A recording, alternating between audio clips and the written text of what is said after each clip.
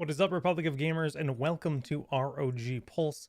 My name is Solid Jake, and today we are diving in to talk about, well, pretty much just your gaming and tech news, as we always do, but also QHD versus 1080p, and has QHD taken over completely? We're gonna see the stats. We're gonna see the metrics. And if it hasn't, should it? Oh, Should it? Yeah. But what's new, guys? Woodson, you had Oh, I'm having a pretty good day. I won the new egg shuffle. No big deal. It's real, guys. It's not a myth. It can actually happen to you. What did you win, Whitson? I won. I not only got a 3070, which was the card that I wanted, but I got the Strix 3070, which was the exact model that I wanted. I'm very excited. Yeah. But we were literally just talking on Pulse how last week I gave up Strix 30 on the series video card game. hunt, and I bought a used 2080 Super, and like literally a week later I'm like, oh well, look how that worked New out. egg shuffle. New egg shuffle, baby. We won a shuffle about a month ago. I won one, and unfortunately I didn't get a Strix, but this is for my wife's PC, so we weren't gonna say no. Right, she's been waiting since February for a new graphics card because we built her a new machine, and it's nice to finally. She was using a 1070, so to go from a 1070 to a 3070 is a hell of a jump. Oh, that's nice. This is gonna make everyone mad. I actually already won the new egg shuffle earlier this year, but it ended up that like I wasn't paying attention when I entered, and the price was just like astronomically bad for that particular car, and I was like, no. So I've technically won twice. Dang. I'm not a bot, guys. I swear, and I'm not entering again. It's all you. They haven't pinged me in a while about them, so I don't know how you even sign up anymore. But I kind of forgot. This was the first time I'd signed up in months. I was like, oh, I guess I'll do it. Yeah, I'll have to look into that again. It's still something where I get an email and an application notification like every day. But they kind of dropped the ball at one point, and I'm glad they changed their mind, because at one point it was just full of garbage. Like I looked at the shuffle, and it was like lawnmowers and random stuff that are not hard to get. They were just trying to sell me stuff and tell me it was a good deal, because their traffic is probably way up because of this new egg shuffle. It's a way to get a PS5, it's not garbage. a 5950. It's just not for you. Well, we just upgraded our lawnmower, and it was actually a big life improvement. So you got the same thing as me, right? An Ego Power. Oh yeah, we got the same one. Yeah, we did. Oh man, we all have egos. Yeah. But forget everything else we're going to talk about. The Ego Power podcast. Should you be using a gas lawnmower? No. This is a debate I will have. I mean, I had a plug-in lawnmower before, and I was a little skeptical of the battery-powered ones because I'd used some before and they weren't as good. But this one, the Ego, is actually better. It's great. It's great. I had mine for a couple seasons now, and it's wonderful. Yeah, anyway. No, this is relevant. People might be interested in hearing about lawnmower. It is technology. We can consider this part of our technology news, because it's I have a Ryobi brand weed whacker, right? And I think they call them something else in different countries. So if you don't know what a weed whacker is, I don't know how else to describe it, but string trimmer. String trimmer. String trimmer. Okay. But I'm not impressed with that. It's A, extremely heavy, and B, the battery, like, it never seems to. I can never really do is my whole property. If I'm like, doing the whole like trying to clean everything up, it doesn't last that. So I was really hesitant about the whole electric mower, as Woodson also said he was. But you had mentioned Ego Power, Jeff, and then Woodson mentioned Ego Power, and then I was like, all right, well, let's read some reviews. So I've got two good peer reviews. It's got some good real reviews, and I can do my whole property without the battery dying, which is, I have nearly an acre of land. Most of that is grass, so it's pretty good. Listen to Mr. Big House over here. Like, oh, the battery's not long enough to do my entire 200-acre estate. 200 acres. I'm just kidding. I live in Southern California, and my lawnmower can barely do my yard like once or like more than once, So it's just battery tech. Hey, it's cool. It's cool to see the technology growing. But we'll see how many years it lasts for. But for gaming news, which is actually where we're supposed to start the conversation today, it's a fairly slow week. I know Pokemon Unite is something that we've talked about a bit in the past, Jeff. That finally came out on mobile. Have you tried it on iOS or Android? Both. Oh, okay. Both. Any? I've Were you run just it. curious, or to see like what one's better? No, because so Pokemon Unite has kind of absorbed um, my friends, Your and whole friend we circle is only just have the consumed whole by it. friend circle is playing it. We only have the one Switch in the house. Yeah. So, and my husband has been grinding it. So And you've been so just sitting on the sidelines I've while just, all your friends are I've just grinding been, Pokemon. yeah. And it kind of, and so now I can play. And honestly, it's really well done. I know people like probably look at the console and they're all you're like, eh. And then they look at mobile games and they're like, eh. But it's really well done. And it runs honestly, it runs better on the phones than on the Switch. That I believe. For some reason they put this FPS counter in the Switch version and it's visible by default. And as a performance freak, I'm Wait, always seriously? like, yeah, there's an FPS It's kind counter, of a right? ballsy move for any Switch game to put a performance. So it's up there, and when it drops, your heart drops with it. And like especially in big team fights where there's a lot going on, it gets pretty choppy. And but on the ROG phone 2, on my other brand phone, which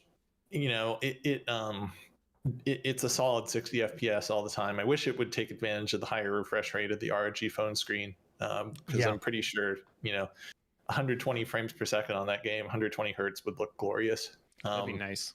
I think that's what kills it for me. Is the way I play the game is I have my Switch plugged into my TUF-CU 4K30 capture card, which is then routed into my 4K display. Right, so I'm sitting here on this high-end 4K 144 hertz, the XG27 UQ display, and I'm playing Switch graphics, which is like 1080p at like 43 FPS with a Nintendo Pro controller, and it just doesn't feel good. Like nothing. I'm sitting here on this glorious gaming setup, artificially using my Switch, trying to make this feel like my PC setup as much as possible because. So if you don't like that, I would strongly encourage you to try the mobile version because it feels so much more direct. Like there's not this, you're not constantly thinking, well, what button do I have to press? What shoulder button? If I screw up the shoulder button, am I going to do the wrong thing? It's just so much more direct on the phone because you're touching things, you're tapping. Does it have good gamepad support for like the ROG phone or anything like that? It does not. That's the thing I'm worried about. Does not. Yeah. It unfortunately does not, but the on-screen controls are good. It doesn't feel, at least, I'm obviously not an elite player at it. I'm not super wonderful at it, but I don't feel like I'm missing a whole lot. Well, okay, so just it would be nice. Hey, Nintendo. I assume Game Freak, we make these. It's 10 right. It's Tencent that actually makes this game, right? And I played Arena of Valor, which is also Tencent, so I assume it feels just like that. And that game I grinded for a few months. I just played the crap out of it, and it felt really good. Whereas Pokemon Unite, where I went out and spent $75 on a Pro controller just to play this game, I quit it within 2-3 weeks just because the gameplay experience wasn't good to me. You've had a Switch all this time, and you just now got a Pro controller. How is that possible? Because I only play Smash Brothers on it, and I use GameCube controller. I literally bought a Switch for Smash Brothers. I bought it for flights with occasional just chill gaming and Smash Brothers. Okay, fair. For those of you that don't know, I have a big background in Smash Bros, and I used to be very involved in that game. So of course I have to own every Smash version there is. And I like Ultimate; it's a fun game, but that's why I bought a Switch. But I would definitely say pick it up again on the phone because they did a really good job. Well, check it out. Maybe we'll have to grind some games together. Who do you play? Who's your main? I personally think Blastoise is he's after my time. one of the strongest He's after your time. That guy quit so fast, what? dude. He's new. You quit. Yeah. He quit before is Blastoise new. came I out. was gonna say, like, if Blastoise was before, after your time in Pokemon, period, you Yeah, are I was warping really confused. backwards I was in like, time. Blastoise is literally one of the first Pokemon Yeah. ever. It's like number 6 or something. Anyway, yeah, Yeah, but yeah, I think he it's is number 6. Good job. Wow, the that's a guess. I think he is number 6. Still got it. He's 6 or 9. He's one or the other. Like, Yeah. Yeah. because 1 But and 3 is in- Charmander. I think Charmander's number 1. Mhm. Like ostensibly, he's a defender, but there's a combination of moves that just has ridiculous damage output, and you can play him offensively, and it's when you pull it off, it's devastating. It was so, and they say it was a bug. I don't think it was a bug, but they had a thing going, like, where you could do this combination of moves and it just demolished people. The damage output was ridiculous, but it's still, even after the patch, even after this most recent nerf, Yeah, it's really good. I skimmed through the patch notes this morning, and they're pretty extensive. But I saw this clip of Venusaur on the Reddit where he 1v4'd because the life leech build is so insane with the newest patch. Yeah. So Yeah. game balance is pretty interesting. It always is in any game, but it's that game with a 10-minute game duration. Scaling happens pretty quickly by the nature of the game. The fact that it's a guaranteed 10-minute game duration as a maximum, unless the enemy team forfeits, it'll be shorter. You can scale so fast, and if you start to get fed in that game and you really get like ramped up and level over your opponents, you just like some of those characters like Venusaur just stomp. So which is really fun to play, but really unfun to play against. But yeah. I've never been on a PC gaming podcast where we talked about Pokemon in so many episodes.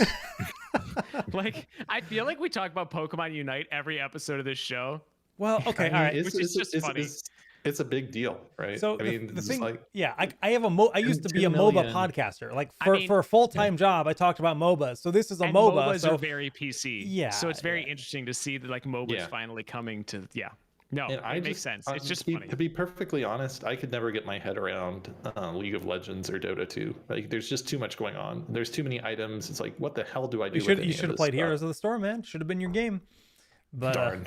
Well, now I mean, Pokemon especially when you Unite is come it. in like later into a game's life cycle, and it's like now you have to learn the meta that everyone already has like in their blood, and it's just like, well, why even try? Like that's it. That's the hard part with a lot of games today for me. Well, Pokemon Unite's easy to pick up, I think. So. Well, I don't own a Switch. Yeah. Well, now you can do put have it a on your phone though. Do you guys not You have can put it on phones? your phone. You can put it on your phone. Yep. New World is also actually coming out maybe soon. yeah, I don't play a lot of MMOs, but it's slated to come out in I'm 5 excited. days. So this was delayed by a year. They said, "Hey, give us a year." Oh wow. Like, so it was supposed to come out last August, originally, and they gave us a nice little open beta where everyone got to try the game, and it felt all right. The polish was pretty high up there, but the servers and stuff were kind of like still felt like there needed a little bit of love. And there are some other problems. And then the late game content, basically they did 2 versions of the beta. They did a level 1 beta where everyone loads in, starts a new character, does the early content. Then they did a max level beta where you got to go in and try the end game dungeon. There was 1 dungeon. neat. And I didn't know about that. you know, some of the big streamers came out and like Asmongold, and they played it, and they had good things to say and they had bad things to say. And basically they were just like, wait, this is your in-game content? And the devs were like, well, we kind of just expect people to PvP late game. And the community is like, all right, well, I guess we're out. So they delayed it by a year, and they said, let us spend a year making more late game dungeons and content, since there's clearly a player base that wants that. They just kind of were under this impression that they were going to have a stable ecosystem with people PvPing over, you know, faction PvP in this world where they're constantly fighting over territories and stuff like that, which was something we've seen done in many games. But like Guild Wars 2, a game that's notorious for being a PvP driven game, it still has tons of PvE content because you need to be able to give. MMOs should be PvE focused with PvP as a secondary, in my opinion, just because if you're looking for PvP, there's just other genres that do it better. But so yeah, they delayed it by a year, and then they delayed it by a month, as it was supposed to come out August 28th. But we're officially launching in 5 days, that unless they're like, hey, we delayed it again, guys. Oh, a super last minute delay. It'd be pretty rough. That would be kind of the end. So Yeah. I'm hopeful. I'm hopeful for a solid launch. I will be playing. Whitson will be playing with me, in fact, next week. Yeah, be my first MMO in many years. But I'm excited to play with you. It's gonna be fun. I'm gonna be playing a lot. I'm gonna be no-lifing that game probably, so I'll look forward to lots of streams Oh, on the great. channel. I intend to grind it. I want to go like hard. Like I already told my wife, like, you know what? We're going on vacation in a couple weeks. You don't get me until then. I get a full week and a half. I thought you were going to say, when we come back, you don't get me for the next year. Like, that's what I thought you were going to say. No, I don't think I could get away with that. I do feel like she's got a pretty good deal. Yeah. Yeah. That's ambitious. A little bit. I mean, dude, when I played World of Warcraft, I played a lot of World of Warcraft. You were also probably single. I was not. I had a long-term girlfriend. Okay. But I also but the real thing that I missed out on was not my girlfriend. The real thing that I missed out on those years that I regret was all the other games. I had to catch up on a lot of games after I came back. I was like, whoa. Video games got good. Like, I did not realize how good video games had gotten during that time, and I missed out on all of them. And that was the real sadness. The year where WoW dropped, there was a lot of other big games that came out, if I remember correctly. But, you know, we were talking about KOTOR Remake last week. That's another game where KOTOR, I just never played it because of WoW, right? I just didn't have time for other games. I played Melee and I played WoW, and those are my games. No other game mattered. For like years were the only two games I played. Probably 7 years, 8 years. Played 2 video games. But we're all different. Yep. The only game I ever did anything like that with was Team Fortress 2. I was when I was in college. That's a good game to do that with, though. Yeah. Damn, so you saying my games are bad to do that with? Whitson. I'm just saying, Team Fortress 2, that was like, I loved Team Fortress 2 when it was out. I was certainly putting in over 40 hours a week when I was in college on it, just because I had no life. Man. But it was great. I look back on that at the time. I was like, man, you know, was that smart? And I look back at it now, and I'm like, yeah, that was great. So it was a great experience.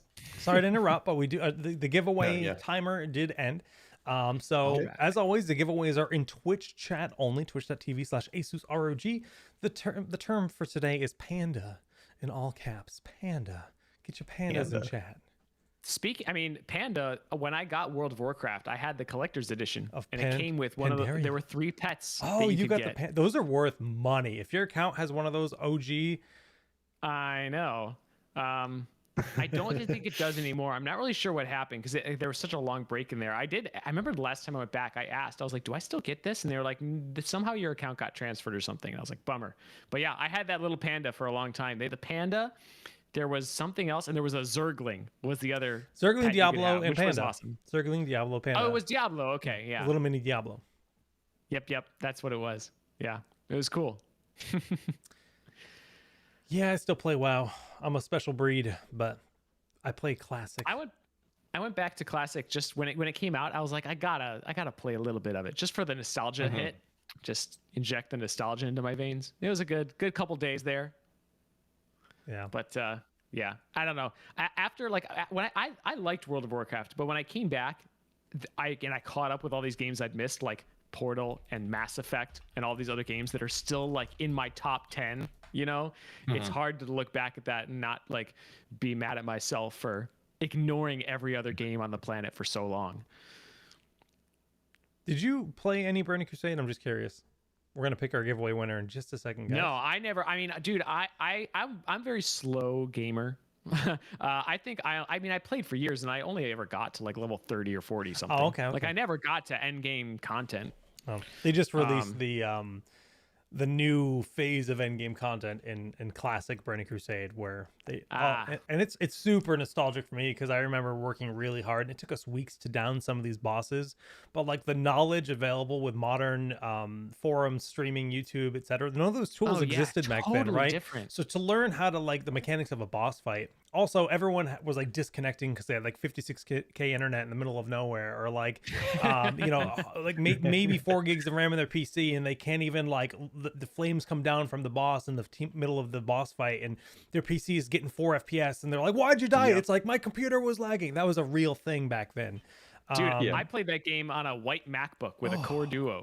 Not a God. Core 2 Oh, Duo, geez. a Core Duo with no Yeah. graphics card. Like 15 frames per second, probably. But so nowadays we've got these spreadsheets that calculate how to basically do your skill rotation, and there's even like fields to input your latency. So if you know your average latency is 40 milliseconds, you Wow. can do that. Oh, And it's like jeez. it's so figured out and it's so min-max. So like week one, we down almost all the bosses, and this That guild takes away a this little guild bit is of the like fun. okay, like they're pretty good. There's definitely some weak links, but I wouldn't say it takes away all, like that much. It's still hitting that nostalgia, and it's still like, oh yeah, that's how this guy works. And you die, and then you try it again. You're like, okay, we get it.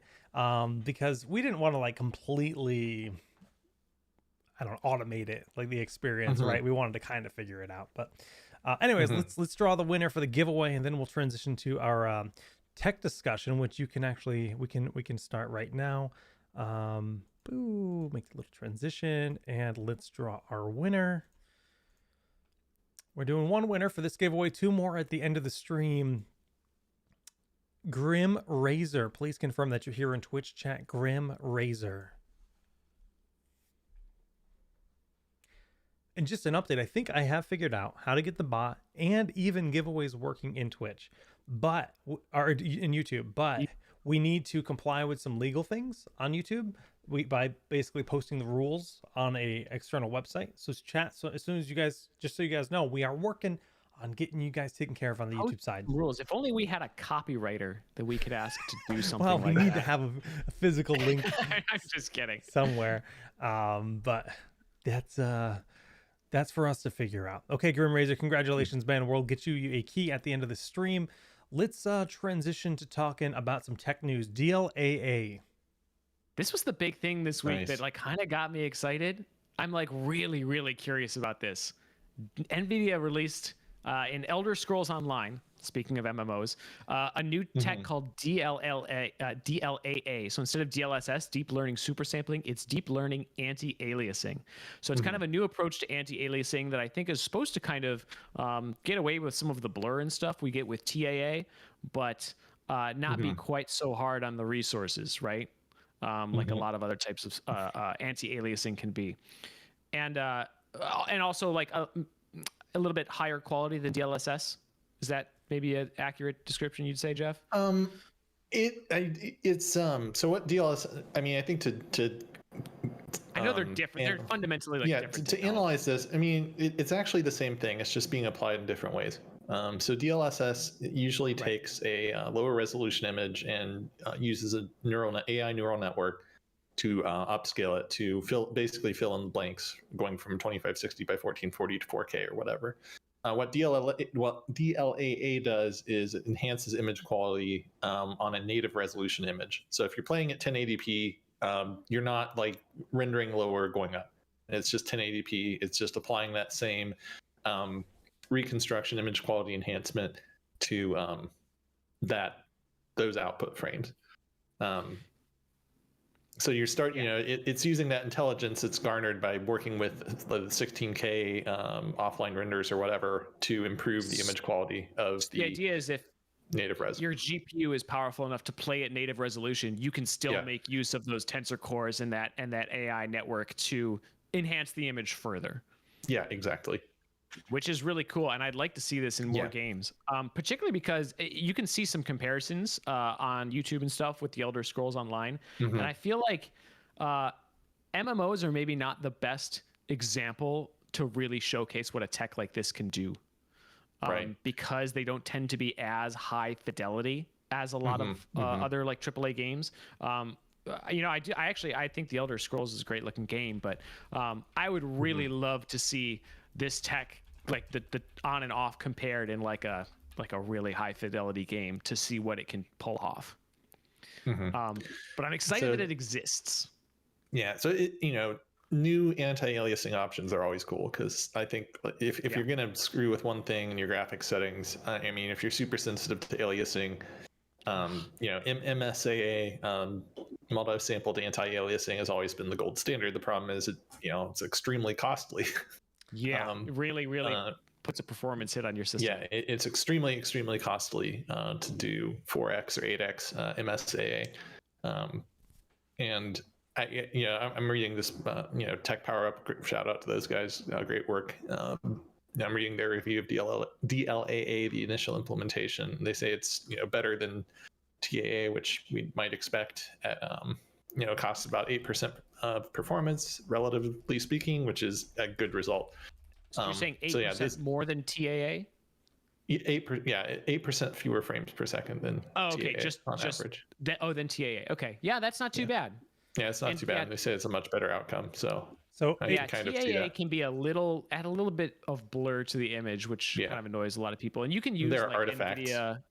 Yeah, you can use NVIDIA and AMD's sharpening to kind of like add a little bit of post processing to make up for that blur. But it would be nice if you could just kind of have one solution that would just smooth things out without adding artifacts to the image. So a question from chat is, will DLAA be supported by the current gen of 30 series cards? Like, what kind of GPUs can do this? 20 series, 30 series. Okay. Anything that supports DLSS, I believe, also supports any RTX. DLAA. I think any RTX GPU so far should be able to run it. Very good. Very good. All right. The other kind of big news item I put in here, which is it's funny because it's about us, it's about Asus, but it's not about our gaming laptops. But a few of our laptops are coming out with some 90 hertz OLED displays. Is that a thing? Finally. Thank you. Which is really cool. How exciting. OLED is... Can we get some of those on our gaming laptops, please? Because that would be... Well, baby steps, but I mean... I know, baby steps.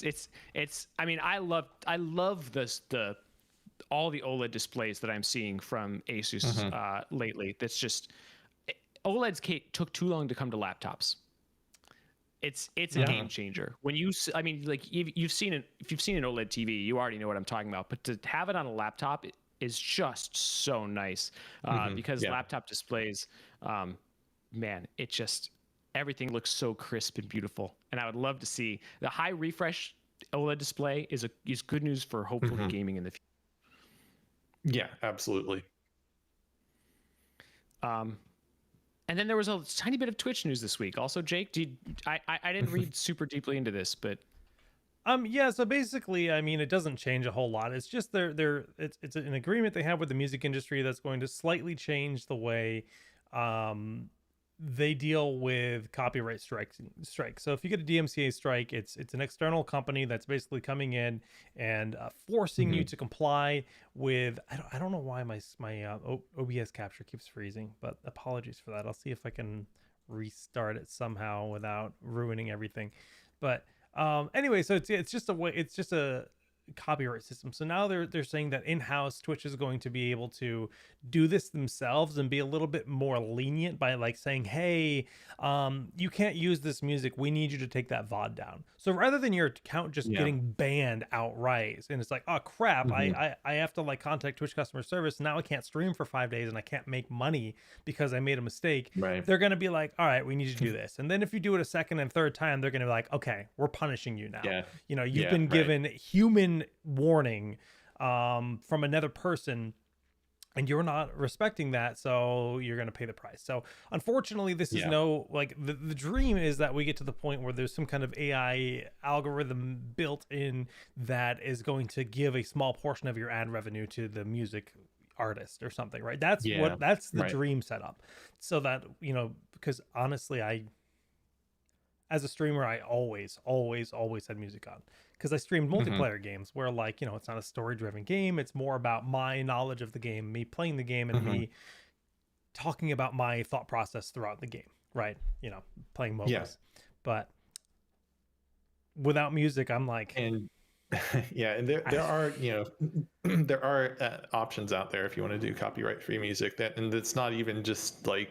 Yeah, no copyright sounds. There's like some good electronic music. There's Monstercat. Yeah, there's Twitch Soundtrack, which is a tool that I use a lot, which actually deletes your music from your VOD, which is actually a really cool tool.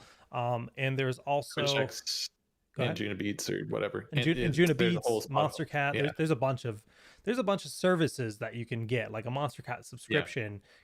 Like you're buying their labels rights to stream I was with. gonna say those are like you just listed two of my favorite labels. Oh wow. Yeah, which is great. No, it's a great resource that I'm not saying that tools don't exist, but Right. for someone that wants to listen to like weird like retro wave and dark synth and stuff, it's not so easy to get that music, you know. Right. A lot of that isn't even labeled, right? But that's kind of what I often listen to. If Oh you no, don't- I know Jeff's Jeff, camera's he's frozen on frozen, and screen. I don't think I can fix it. this is just Did you Jeff's. start the OBS virtual webcam? Is that how it's working? You can try doing that, but I don't think that's what's doing. Well, I think I mean- my capture is what's screwed up. Jeff is actually he's just really working on his ventriloquism skills. He's not his face isn't Oh, there it moving at goes. all, but he's still talking. I just had to hide your So- source, I guess. I don't know. You did it, Jeff. You Weird. fooled the chat. You've reached your ventriloquism goals. It's not. It's the week of stream errors. I had a couple network issues last night. It's really annoying. So I feel you. I'm actually really worried that Marbles on Stream was causing that to happen, because I had Marbles on Stream open in the background, and I think that was actually causing the issue. Maybe if I had it Curious. in windowed instead of full screen, it might have helped. But so We need to have a stream every week where we're just like testing all of this new stuff, and there's just like a big under construction tape like overlay on it that's like, don't take this too seriously. We're testing things that will probably break. we're always testing things here. That's the way to do it. How else can we have fun? I mean, the first 5 minutes of every podcast is people fighting with their tech. So why not just make an entire show? Yeah, Sarge, we are hoping to do Marbles sometime soon. We've got some cool stream stuff in the works. We'll be doing Marbles next week, I think. Next. Are we doing Marbles next week? I think. All right. I think we should during our next. We're doing a Wednesday late night stream. I think. Yes, we'll probably, guys, come next Wednesday night. We'll be doing some fun stuff, just kind of like some casual, just chatting. We'll be doing some trivia, right? with Got a trivia giveaways. game we'll be doing. We're doing giveaways. With giveaways. Yep. We'll do some marbles. Jake and I might play some New World. It's just gonna It'll be a fun time. ROG and chill. Yeah, yeah, but without the dirty undertones. Family 1080p, is it dead? Is it dead? People have been arguing about this in chat the entire time. People are getting riled up about it, and I'm excited because, guys, here's the thing: 1080p is dead. Long live 1440p. Dead. Killed it. We're not talking about the GTX 1080. We're talking about 1080p display. Because I just saw some people talking about graphics cards earlier, like 1080s, and I'm like, wrong 1080. We're talking about the resolution 1920 by 1080 versus 1440p, not 2560. We're not talking about 4K. We're talking about QHD 1440. Yes, 2560 by 1440. That's like the standard in gaming monitors and TVs and stuff for so long. And Over a decade. Yeah, really long time. In fact, I literally just switched to 1440p 9 months ago. Probably from 2000, about 2005 to 2015. That was hot stuff. Was it like a 1920 by 1080 or 1920 by 1200 monitor? I got my first 1440p display March of 2020. Like pretty much COVID hit, and I was like, I'm gonna be in home all the time. Give me a noob display. Yep. And you know what? 1080p was great when it was great, but I'm here to tell you guys, 1440p is the shiz. So like, yeah, and I think when you say it's dead, I mean that's obviously an exaggeration. I think it's still alive. Yeah, I mean obviously if you're shopping on a budget, and sometimes you don't have a choice. So that's, obviously if you're just getting into PC gaming for the first time and 1920 by 1080 display is all you can afford, great. We sell those. We sell good ones. But if you have a little more freedom in your budget, there are several reasons I think to consider. And if you're not like a hyper FPS gamer, you're not saying, okay, I want a 360 hertz display and I have the system to drive it and I only play the games that take advantage of that. There's several good reasons, in fact, to start thinking about 2516 by 1440 as your starting point. And even if you're really into we now have a 240 hertz 1440p display. I want it. Please. I We have two. We have multiples. we have two. I didn't know that. I'm contacting our display rep after the why show. isn't one of them ultra wide? I feel like ultra Well, wide are because less there's a whole popular though. That's like that's a whole I know they separate. I know it is. I know. I just really want one. so Mhm. okay. So someone asked a great question in chat, and I want to address this right away. 4K? Why not 4K? I use, and it could be. Let me just give my opinion because I've been using this for a year. I have a XG27UQ, which is a 4K 144 hertz display. Beyond beautiful. Like it is just unbelievable. But even with a Ryzen 9 5900 and RTX 3080 top end PC, I can't always hit that 144 consistently with the highest settings with every game. Can I hit it You'd with be a lot of surprised. games? Yes, but I'd honestly be surprised if you could hit 100 hertz a lot of the time still. I'm usually Yeah, around same. 80 or 90 in most situations. So Mhm. it is when it comes to the hardware available. Like again, even this hardware is even not that accessible as it is. I'm lucky to Mhm, have this right. machine. It's just it doesn't really warrant this kind of game unless you know what you want to be playing and you have like Right. if you just want to grind one specific game, that's your jam. You know you can hit those settings. Go for it. Right. Go for it. You play older games, go for it. Yeah, but you need 4K for an yeah. older game. I mean, it's just Right. like Well, yeah, I don't know. Let me- And what we're talking about is the mainstream, right? We're talking about what's your default. If you were to be Not- looking to build a new machine and get a new display for it right now, what is Mhm. the optimal thing to that's strive really for? what this is. Yeah. Your next, it's Yeah. not that like 1080p is dead, and if you are still using 1080p, you're Dude, terrible. God, going back to But- 1080 display hurts my eyes. I can't do it. When you're I can't when do you're it. ready to upgrade, the next gaming display you get or the next gaming laptop you get, you should seriously consider 1440p because Right. that's where things are going. And we're now at the point where hardware can push 1440p at high refresh rates, even like 240. affordable hardware. yeah, or well, mid. I would say, yeah. I guess I should Well, say mid-range hardware. Yeah, so 165 Right. hertz, like 1440p, that seems to be A what. great sweet spot. Yeah, that's like the. Yeah, and Yeah. we had an article about this. I believe it is in the Yeah. description of the so video. yeah. We did some benchmarks, and it's Mm-hmm. pretty crazy what modern hardware can do at 1440p. Right. So I think that let's just start by saying the gold standard that everybody shot for was a 60 FPS average, right? And as graphics card reviewers, we can take that a step further and say, okay, we're smart. We know what a 95th percentile FPS is, which is to say that 95% of your frames arrive at 60 FPS or better. And that's really the benchmark for smoothness. Is that you want a 95th, 99th, whatever percentile you want to be like about 60 FPS. We are at the point now where an RTX 3060 mobile GPU, certainly the RTX 3060 desktop GPU, can hit that at 2560 by 1440. You are going to have that 60 FPS experience, even in more challenging games. Like Resident Evil Village, for example, Doom Eternal, easy. I mean, we have Doom our Eternal, you'll be close to 144 most of the time. Yeah, or, well, 120, but still. Yeah. The RT, well, we had I guess- we tapped we tapped the Tough Gaming F17, which is our attainable $1,200, $1,300 gaming laptop, and put it through a lot of the ringer essentially on this, and all of the games we tested, Valorant, Doom Eternal, Resident Evil Village, Call of Duty Warzone, Fortnite. Don't laugh at Fortnite. It's honestly pretty. Turn up Fortnite to Ultra, which is probably not what most people do with it. It's actually a pretty demanding game. It has ray tracing. Fortnite was actually the most demanding of the games you just named. Yeah.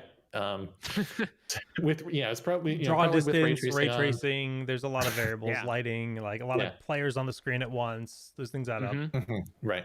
Yeah. And so, but in all of those cases, you're looking at 60 FPS or better. So it's like, okay, if you can get this level of performance, you have a nice 1920 by 1080 display in the laptop, for 144 hertz display for on the go gameplay.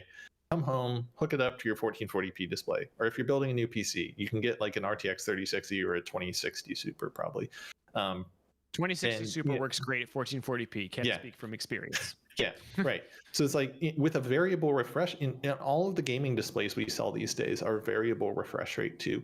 So it's not a fixed 60 frames per second. It probably has a 30 to 144 hertz, or 30 to 240 hertz, or 48 to 240 hertz refresh rate range. So even if your frame rate dips, it will not start tearing. It will still remain smooth and responsive because the monitor can respond to those changes in frame rate. I mean, it's a revolutionary technology.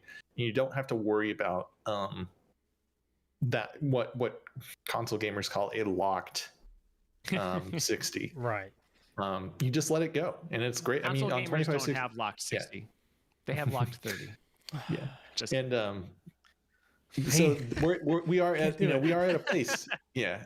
I mean, this all just goes to say, we are at a place here with 1440p monitors where even the more attainable stuff, like I just got my brother to upgrade to a Tough Gaming VG27 AQL1A, which is a 170 hertz 2560 by 1440 monitor. I was over at his house this weekend, this past Monday. It's great. I mean, it's gorgeous. We played The Witcher 3 on it. It's great. And it's even 2560 by 1440 doesn't sound like a huge step up from 1920 by 1080, but it really is for image quality. it's It's a not difference just for you can see. gaming, but like working on the desktop too. Huge game right. changer, 1440p. And I would even go so far as to, I mean, you said this earlier when we were talking about this topic, Jeff, that if you, again, we're talking about your next upgrade, right? If you're upgrading and you get a 1080p display with a modern graphics card, you're probably just CPU bottlenecking yourself. You're not going to even use that graphics card to its fullest potential unless you're using like a 360 hertz display, right? Yeah, I mean, even a lot of times you're holding yourself back a little bit. And like so yeah, with a even with like a 3060 Ti,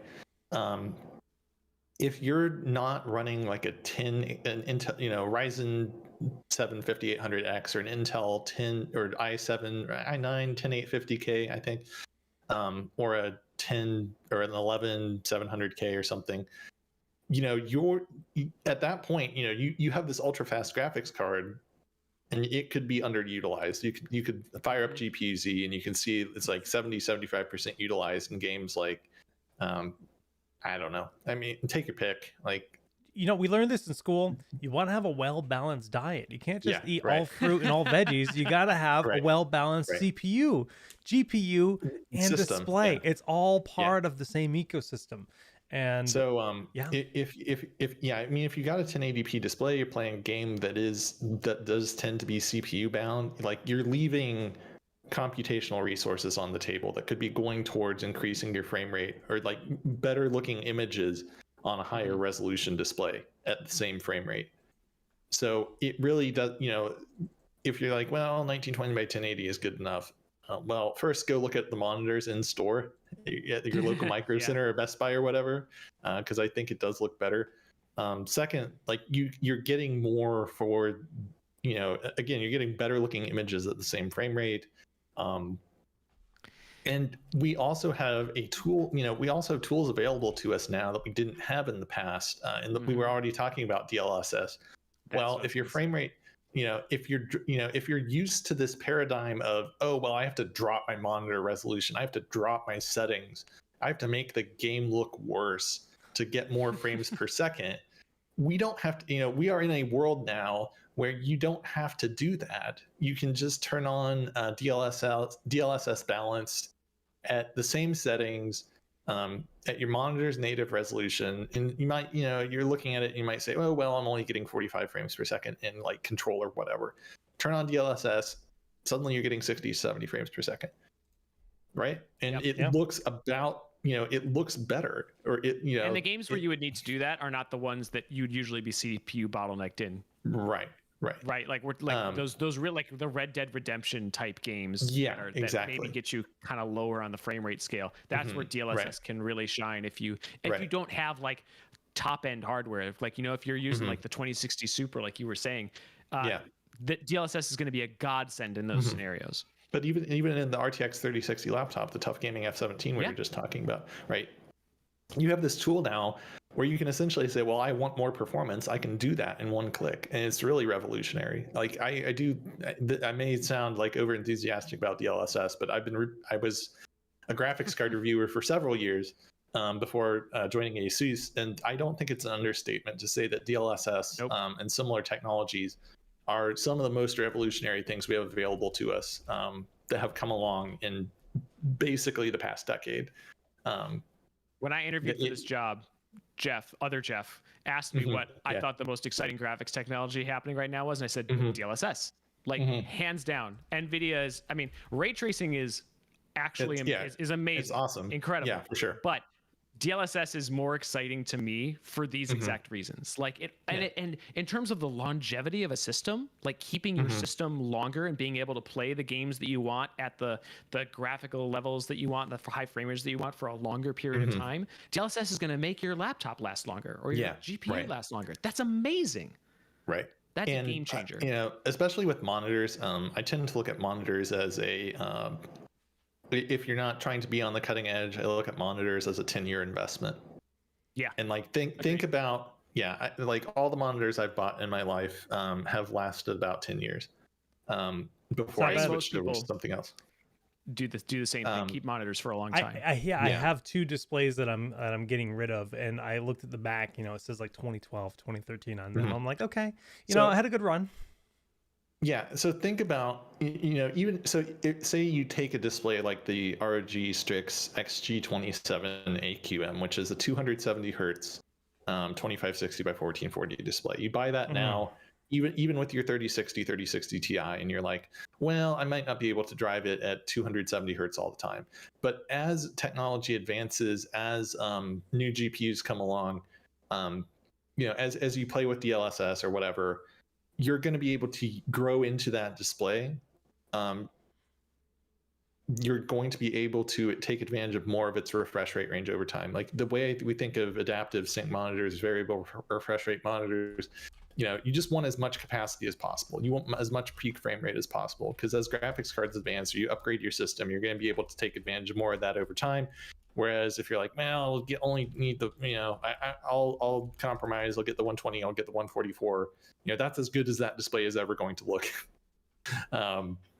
You know, so it again, but if you think on a 10-year time scale or whatever, like you will grow into that monitor, hardware will grow into that monitor, and you'll be able to take advantage of more of its capabilities with more games, versus like just playing Counter-Strike on it. Or Portal, where my brother, for example, he was like, oh, I'm gonna fire up Portal. He's like, well, why is it tearing? You know, it's like, well, you're running it at 300 frames per second. You know, turn on NVIDIA Fast Sync so that it doesn't tear anymore. And lo and behold, it didn't, and it looks great. But you know, it's like, okay, well, you know, even with Fast Sync on, you know, it would have been better if you had a 270 hertz display. But the other regardless, nice thing about going to 1440p is that you can get a bigger display and not have the pixels be like the size of your fist. Right. Yeah, you get a 27. That's 27 inches. 27 and 32 inches are a revelation after going, and you'll never go back to 24 inches after that, unless you have two and you can't fit them on your desk, which was my situation. Right. So I mean, again, if you look at this you look at this as an investment of 10 years, you know, even like the Tough Gaming, the VG20 or the VG27 AQL1A is like a $380 display. You know, you amortize that over 10 years, you know, it stops sounding like such a big investment. So it's like we pay $38 a year or something. We have a question in chat from Sarge. Sarge T. What's the difference between the XG27 AQM and the PG27 9QM? Other than 270 hertz, the price is the same where he is. So the XG used to be cheaper.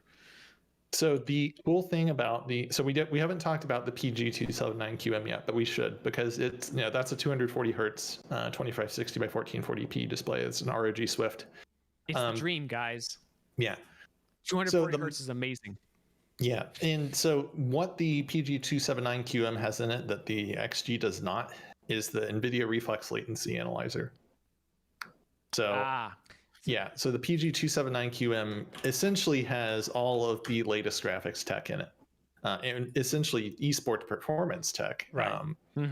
which is what the reflex latency analyzer is. And so we showed that off We a few did. weeks Yeah, ago on Pulse. we did a If you whole wanna show go look about at it. that and see kind of what it does. It helps you like kind of figure out what your input lag is from mouse to Right. display and So- find ways to kind of lower it. Try hard tech. Yeah, if you're hardcore into if you're hardcore into optimizing your system, like motion to photon latency is extremely important. If you're trying to like if you for some reason just hooked up this display naively to your system and you were like, oh, my mouse, this thing feels really laggy, or for some reason you can fire up the reflex latency analyzer, get our Chakram Core mouse or any RG mouse really should be compatible with it.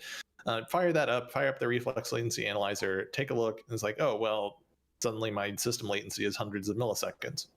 I have a problem. I need to go solve this. And you can dive deep into that with the NVIDIA performance overlay that comes with the RLA. And really, yeah, again, it's about extracting that every last bit of performance out of So your if they're the system. same price, definitely get the PG279 279QM. Yeah. 279QM Yeah, definitely. because it has the latency analyzer. If the XG is cheaper again, you kind of have to make that decision whether that's extreme do you want to play tool, with that input lag tool is worth it for you. And There's a ton of people that won't monitor. ever use that tool. There's tons of people Yeah, that will for sure. never have any interest in that. But Exactly. In which case the XG is great and you'll save a little bit of money. But if they're the same price, why not have it?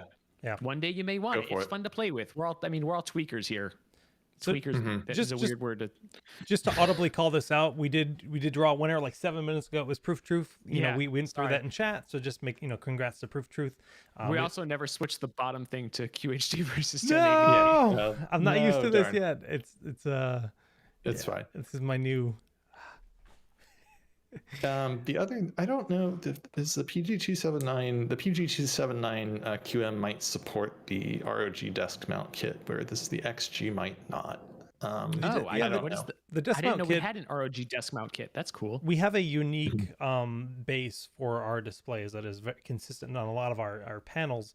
And the desk mount kit, which I had one here recently, it's cool, but it will say though, it's the kind of thing where if you want your monitor really close to you, this desk mount kit is a fixed depth, so you're not able to pull it forward or backwards. So it's not for everyone.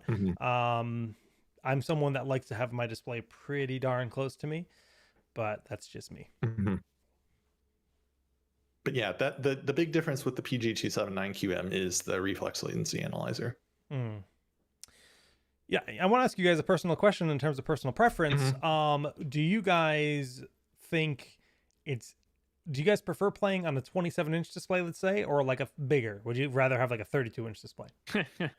So I've had the privilege of access to a 32-inch now for several weeks, and I would say like 32 inches all the way.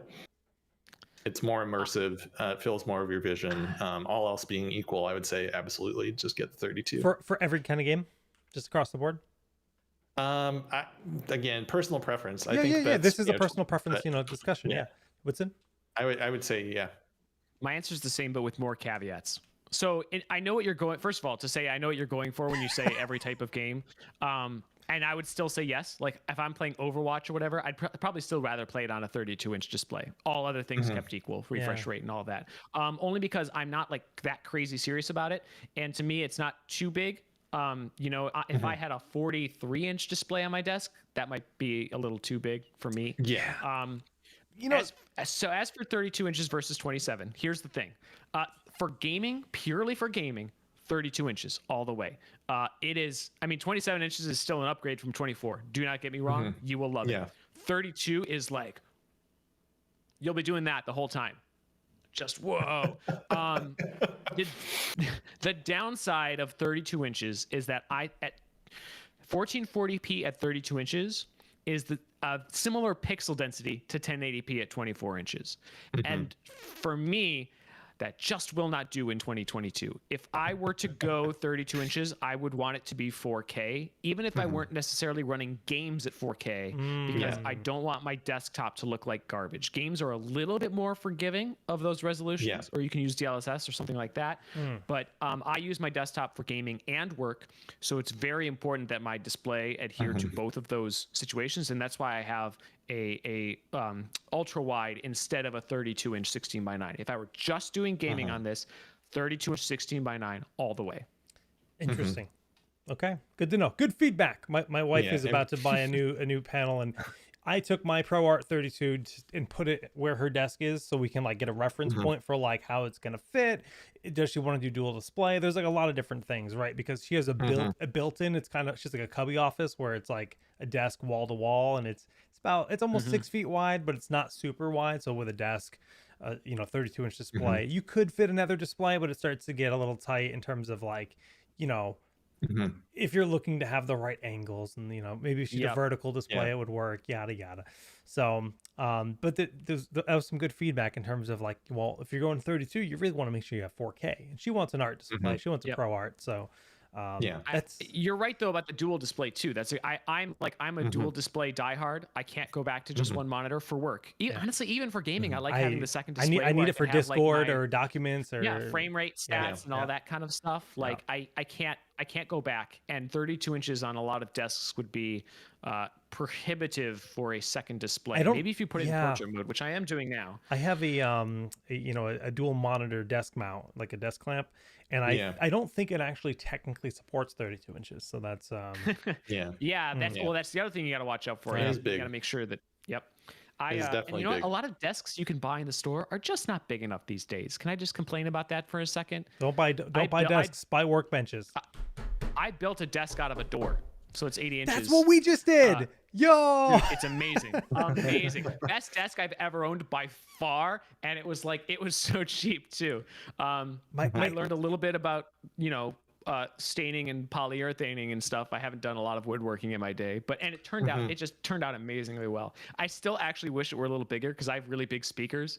That's the other thing that she has. She has her subwoofer and like speakers on it, and like but it's so funny though, because my in-laws my in-laws just built a house, and they're like kind of finishing it up, and they ordered these cherry doors. They're gorgeous, and they got a few of them with like these huge scrapes in it. So they're like, well, we need replacements. So they left the damaged ones there. So we just took the scrape side, put it on the bottom of the desk so no one will ever see it. We cut it to size, mounted it on the wall, and it's like this gorgeous desk. I'll have to I had some issues with mine, but they're covered up with my big desk mat. Yeah, there you go. So you can't see it. And I mean, here's the other really cool thing about this is that because I was kind of building it myself, I used those IKEA adjustable desk legs. So I find that a lot of desks that you buy today are too high for me. I think they're really made for writing more than computing. They expect you to have like a keyboard tray or something. So my desk is actually quite low so that it's like ergonomically properly set up for my arms and stuff. Yeah. Having the adjustable legs is perfect. You can set up the desk exactly. That's why you buy a workbench. Workbenches have so many. Like Jeff, I know we're both in the workbench team. So where the legs are very customizable. You can adjustable. So I have a workbench. I also have a variable height IKEA desk. Okay. And the IKEA desk is super deep, super large. I always go for the biggest IKEA desk I can get. By the way, we have ROG IKEA desks coming out soon. Yes, I'm really excited to see a lot of at your local IKEA. There will be ROG themed, ROG X IKEA partnered products. I really want to see those, guys. It's gonna be really cool, man. Very cool stuff. Who do I harass to get free IKEA swag? Jake, your chair already has RGB in it. What more could you want? Forks with RGB. Cool. Let's do this giveaway really quick before we as I right click on Discord and cause a giant menu of muting Whitson on the screen. Let's close entries and draw our final winner of the day, Shadow Swalkers, not stalkers, Swalkers. Shadow Swalkers, please confirm that you're here to claim your giveaway. $20 Games Planet voucher. We did 3 of these. These giveaways happen every week. Only on Twitch currently, but they will be on YouTube in the future as soon as we can comply with the YouTube rules. YouTube's just got to make things complicated. Shadow Swalkers, please type in chat to confirm that you're here to claim your key. Terror Weapon 1945 says the only IKEA near them is 20 kilometers away. Honestly, I'm not sure that's too bad. There are a lot of places that don't have an IKEA anywhere close by. 20 kilometers, like that's like you can make the trip to IKEA if you need to, like a couple times a year. That's usually how it is for us. We go like once or twice a year because it's a good hour drive for us. You know, ours is actually very close. I'm spoiled, but I'm in the states, especially in the Midwest, it's kind of an event. Oh yeah, you make a day trip of it. Kind of like Micro Center. I would kill to live within 20 kilometers of a Micro Center. Yeah. Okay. I would kill to live in the same time zone as a Micro Center. Like, I know. I used to live by when I lived in Michigan. When I grew up, there was one fairly close by, and it was glorious. And we had Fry's out here in California, which is not as good, but it was something. And now that's gone. Yeah, Fry's is dead.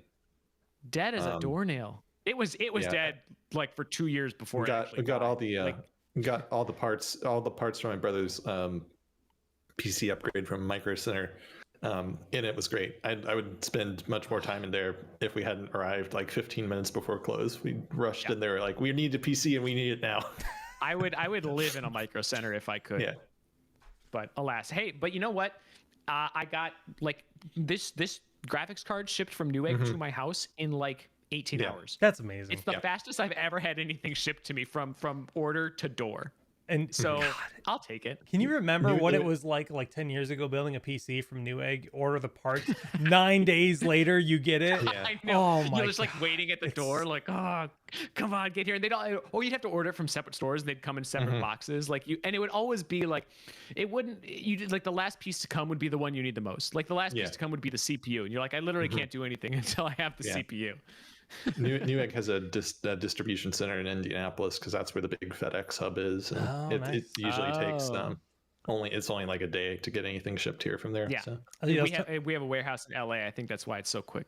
Yeah, I have to. B&H is my resource for that quick delivery. B&H, it's always B&H is legit. Less than 24 hours. I have it. Like you know, they're really good. The benefits of living near New York City, but Cool. Well, I mean, I think the painting on the wall is pretty clear. If you're looking to upgrade to a modern PC, or you have a 20 or 30 series GPU or Radeon equivalent in your PC right now, you probably should be considering getting a 1440p if you don't have one already, because refresh rate 2 is another thing that like it's a whole nother discussion. Go ahead, Jeff. Right.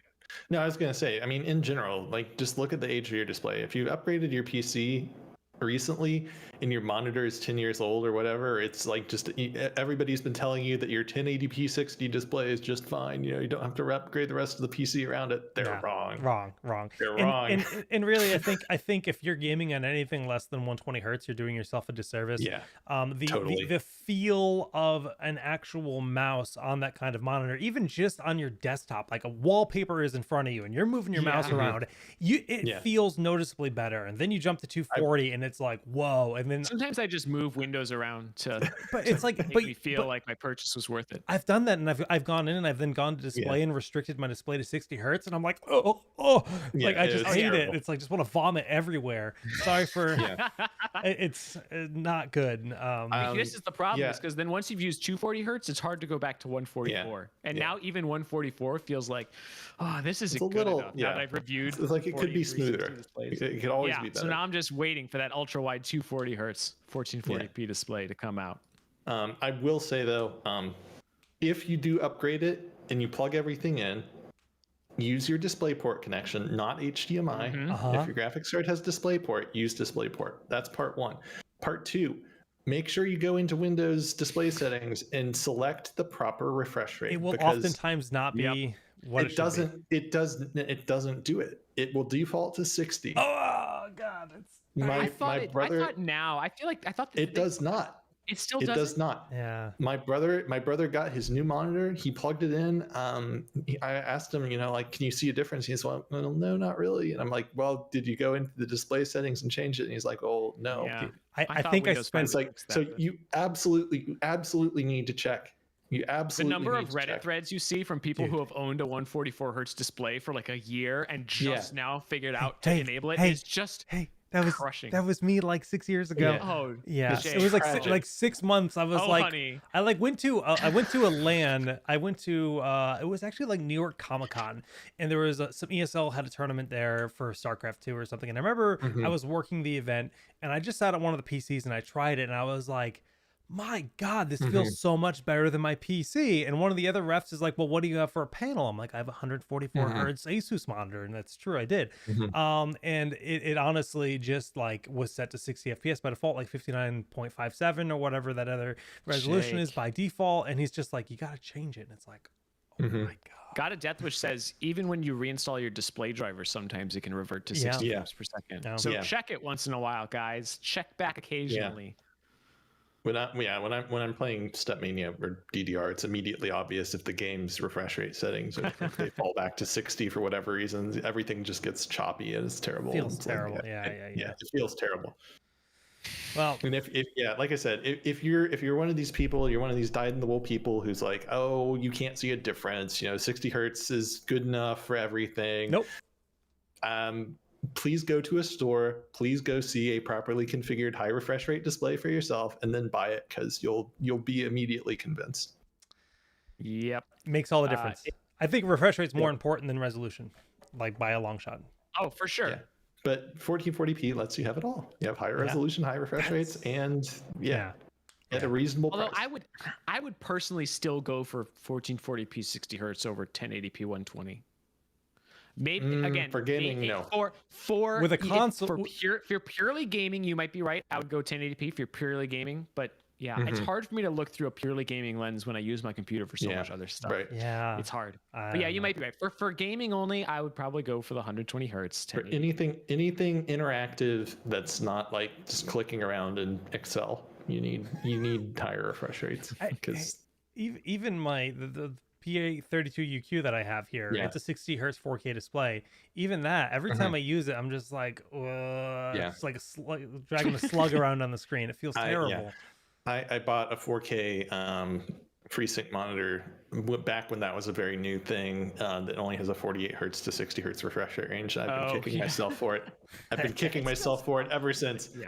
I've been kicking myself for it ever since. It sucks. Dread Zero asks, is there much of a difference going from 240 hertz to 360 hertz? I've never tried either. There is a difference. Visible. It is visible, but it's not. It's not as big as going from 144 to whether you can take advantage of it.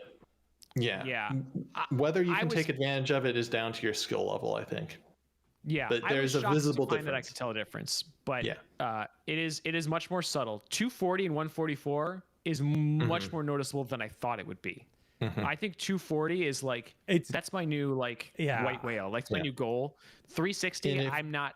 Because I'm not that kind of gamer. Some of the laptops I get to test are like 240, 360, and I use them compared to this 144 hertz display I'm on, and I'm just like, whoa, this is like it makes the laptop feel so luxurious compared to my desktop, which is kind of crazy, but that's how much of an impact the display can have.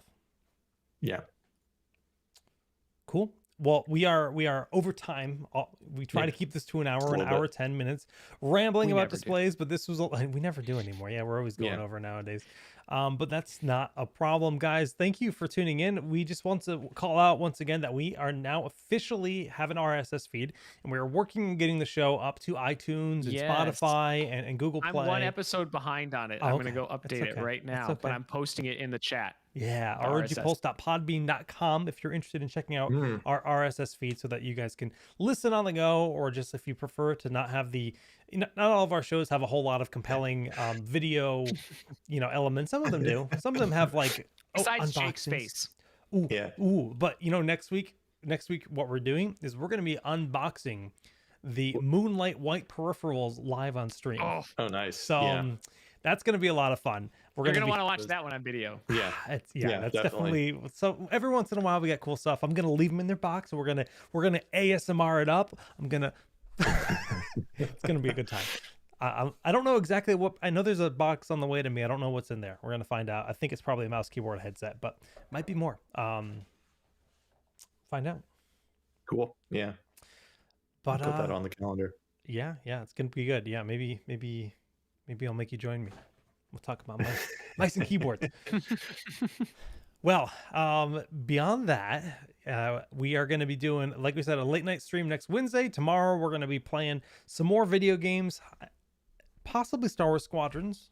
I know there's some people in Dude, chat are your that flight want. sticks set up? They're not, but I have tonight. I know it's one of those things where I'm for whatever reason I'm having trouble figuring out exactly what's wrong, and this is like I don't know if it's the software's problem. I don't know if I need to wipe them and reinstall the firmware. I think I should probably do that at this point because the sticks, I don't know, but I know people have been asking to see that, and it's. I know. I want to watch. Get it together, Jake. I know. Well, could be tomorrow. Could be tomorrow. I have 24 I'm on hours. the edge of my seat. Okay, excellent. But next week will be lots of new worlds. So till next time, GG's everyone. Later. See you later.